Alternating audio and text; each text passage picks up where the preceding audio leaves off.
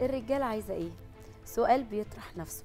عايزة اقرا لكم احصائية مهمة جدا ان المرأة من خلال مشاركة المرأة العربية في سوق العمل بتعد المرأة بتشارك في سوق العمل ب 18.4%، وفي العالم كله ب 48%. وحسب منظمة العمل الدولية المرأة بتقضي 5 أضعاف شغل الرجل. يعني اللي الست بتقوم بيه في شغل البيت من مجهود مع الأولاد، في الطبخ، في المسح، في الكنس، في الغسل، في كل الحاجات، بيساوي 5 أضعاف المجهود اللي حضرتك بتعمله.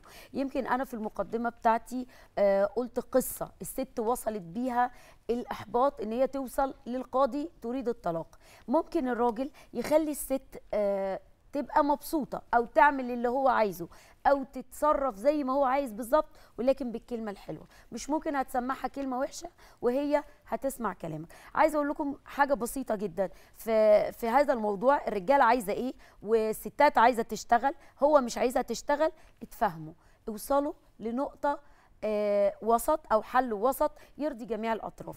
عشان كده انا وجهة نظري ان لو لو الراجل مش عايزك تشتغلي ما تشتغليش، بس لو عرفتي تقنعيه تبقي جدعه.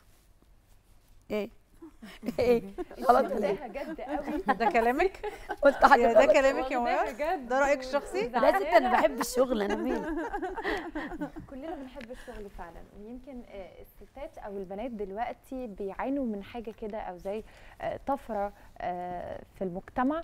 يمكن الراجل لما بيبقى عايز يضغط على البنت او على الست ويبقى هو الليدر في كل حاجه، او يمكن يكون هو غيور زياده عن اللزوم، متسلط، ما عندوش ثقه في نفسه، فبالتالي بيبتدي ان هو يحبط البنت دي او الست دي لو هي مراته، ويبتدي ان هو يكسر مقادفها زي ما احنا بنقول.